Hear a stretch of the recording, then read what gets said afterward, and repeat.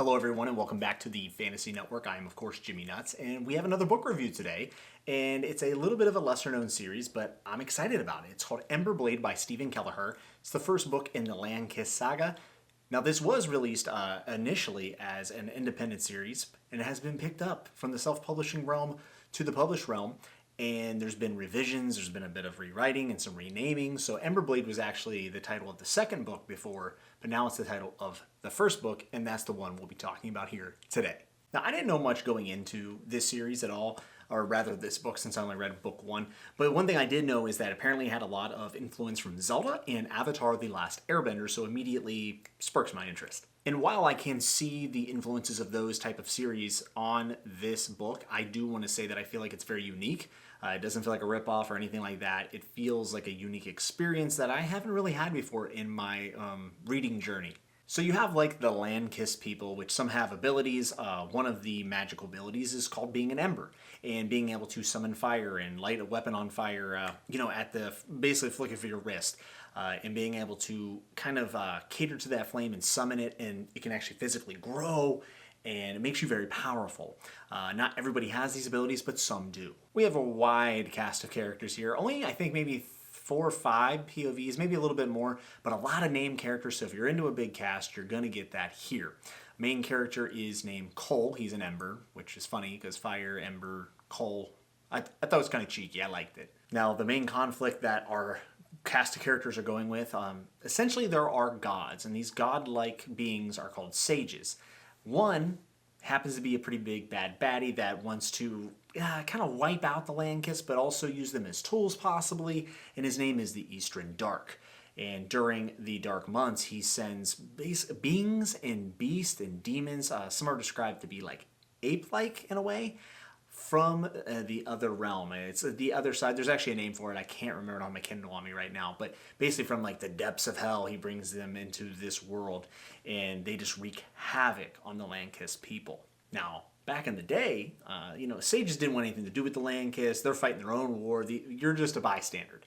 But there was a sage named the White Crest who ended up sticking up for the Landkist and being on their side, supposedly. So the king of the Embers back in the day, Ember King, right, and the White Crest went to fight the Eastern Dark, and unfortunately they did not succeed, and it's believed that they failed and that they died. But the Eastern Dark didn't get away scotch-free. He actually ended up kind of getting roughed up, and even though he isn't defeated, he's down, but he's not out. That's the best way to put it. He's down, but he's not out. And he's kind of continuing his assault, sending in these dark beasts, right? Or at least they think it's the Eastern Dark. They're not even totally sure. All they know is that they are in a dire situation and their people are just dwindling away. And that's the basis of the conflict. And it's a good one. I think the plot and the fantastical elements here, the magic, and just overall the tension in the series comes off really, really well. From the very first chapter, we are moving. We are going fast. If you like fast-paced novels, this is for you.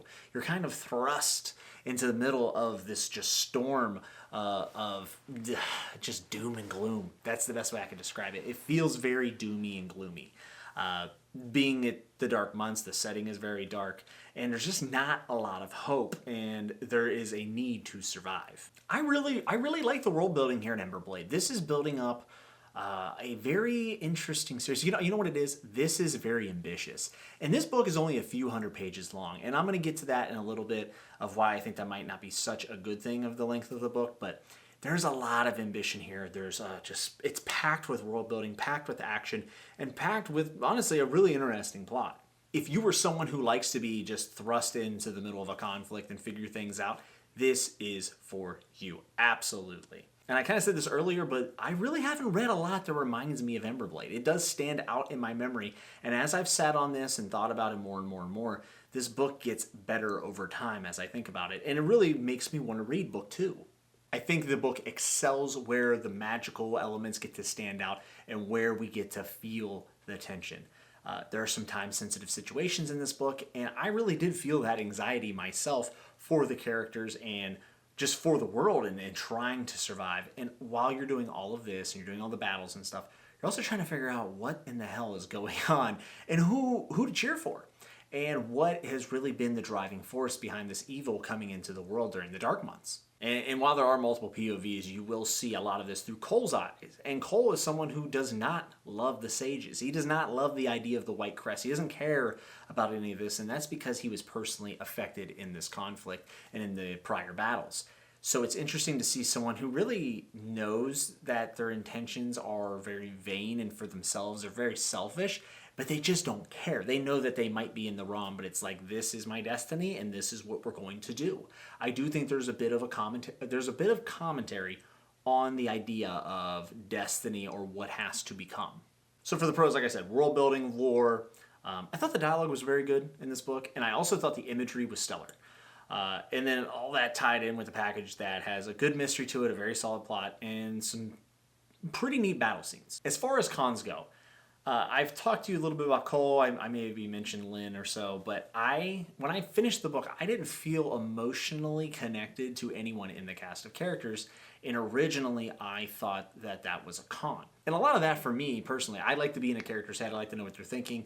I do enjoy a little bit of spoon feeding when it comes to characters' intentions and motivations and where they stand at in the narrative. Which led to me, I actually spoke with Steven after I read the book, and we kind of went over some of the points I had, some things I liked, some things I didn't, and I brought up the characters.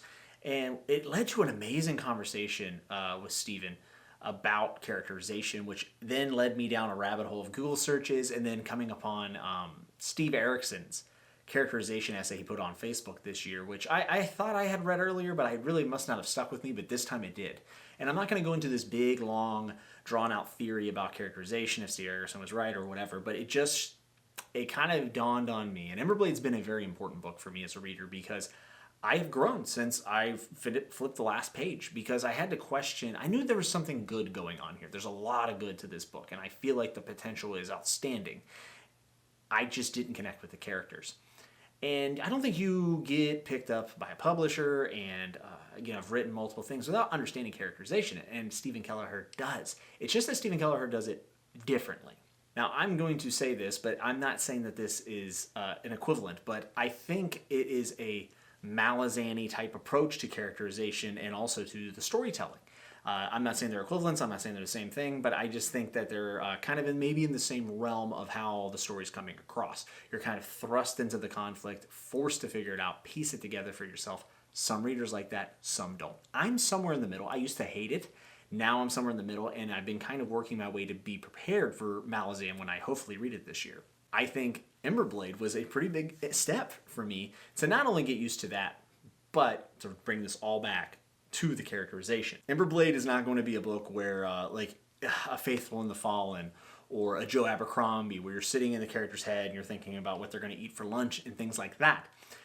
Because they are, right in the middle of this big wartime, you're going to have to identify characterizations through the reactions of things that happen in the story and in the narrative, and then you're also going to have to assume things based on their just little minute actions. For instance, there's a character that counts a lot, and it shows that he constantly wants to be in control. He wants to always know all the information available to him so he can make appropriate decisions. That's something I missed. And I'm not saying that you have to like that. I'm just saying that that is what this is, and it is a proper form of characterization that I just happen to not be that experienced with. So with that said, I still prefer characters to be a little bit more intimate, a little bit more internal dialogue. However, I do think for what Steven Kelliher was aiming to do here, he was able to execute it pretty well. Some of the execution could have been better. There's still things with the pacing and with the characters that I think, even using that type of characterization, could have been done just a little bit better. For instance, there's a character that is kind of taken, and as soon as they're taken, the first time we see them after being taken, they're immediately freed. And that bothers me, because I think that that's a time where even if you don't want to get into a bunch of internal dialogue, you can still build something between maybe the protagonist and antagonist. There's just a lot of dynamic there that could be explored that I felt kind of got glanced over. And that's my biggest criticism, because I think the characterization is just a flavor thing. But my one con or criticism, or whatever you want to call it, this is all subjective, is we needed maybe 50,000 to 100,000 more words in this book. I feel like if you push this a couple hundred more pages, you can get some of those really down moments, even though we have a huge conflict going on. that would just let it breathe a little bit. I just wanted it to breathe some. And the ending was awesome. I think the second half of the book was much better than the first. We actually even got a couple of those intimate spots when we got introduced to new characters, like personal moments with those characters that I really enjoyed. And I think there's a groundwork here with everyone that was introduced. There's so much that had to happen here in this book one to set up this really ambitious tale that Steven Kelliher wanted to do, that he can reap what he sowed in books 2, 3, 4, 5, 6, 7. And everything I've seen on Goodreads or people who've read the series, everyone seems to say, book one's okay. Or book one's really good, but no matter what you felt about book one, the people who went on to read book 2, 3, 4, 5, or whatever have said it gets exponentially better by the time you're into the later books. You are there. So the characterization is a lot more subtle in this book, and I think that it ends up with a bigger payoff. With that said, I still feel as if we could have got more if we had more pages. We could have maybe identified with those characters a little more, so when those big moments happen towards the end of the book, they would just resonate with me a little bit more. Now that came off probably a little bit ranty, but I'm just excited to the fact that as a reader, because I didn't quite, I don't want to say understand, but it didn't mesh with me, but I could feel that I was missing something. I was able to have a really awesome conversation with Steven Kelliher about it, and he was very open, and it's probably the best conversation I've had since joining BookTube, and I really just appreciate that from him, so thank you, Steven. But I kind of leveled up as a reader. I'm starting to understand more about characterization than I thought prior, and that's awesome because now you all get to say, hey, dummy, you should have done that before you read any books. But, we are constantly growing as readers, as writers are growing as writers. And I'm excited to see how Steven Kelliher accomplishes the characterization in the later books. I will be continuing this, actually. I don't know when. I don't know if it'll be 2021 because the TBR is stacked. But I'm excited to see maybe him get into more of a long form. I'd like to see more pages, and I'd like just to see things breathe a little bit more. But I have definitely taken a new light on what I consider to be a con with the characters, and I think it's always subjective, but my taste is starting to be more refined. I'm starting to enjoy other ways of telling stories, which is good if I want to get to Malazan this year, because I know that's going to be a big hurdle to jump over, especially someone who loves, like I do, Abercrombie and Martin's character work. So, different strokes for different folks, but I'm always willing to expand my palette. So it's a win-win. I was entertained. I feel like I learned something as a reader, and also with just reading comprehension going up. So this is a huge win. I will definitely be continuing to read Steven Kelliher's work, specifically with the Landkist Saga, and I think a lot of you would enjoy it as well. If you're looking for something fresh, something new, that isn't afraid to lean into the fantastical elements that we so much love in this genre, I think you could give Landkist a shot and see what's up with it, and see what's up with these sages, because the plot itself is very mysterious and it feels like a puzzle worth solving. So I'm excited to see what happens in book 2, and I already know a little bit that the regions and the story open up largely in book 2, so I'm looking forward to that. And that's really it. I hope you check it out. And if you do, please let me know how you liked it down in the comments. Are you going to be checking this out? Have you already read the series? If you have, again, get down in the comments and let me know. If you like this video, hit like and subscribe. And I will have more no spoiler reviews here coming in the future, and hopefully some more Landkist stuff. So thank you so much for spending time with me today and hearing me rant and ramble about characterization and Emberblade. And I hope you are well. I hope you're healthy. Be good. Be safe. And until I see you next time, remember to always keep turning the page.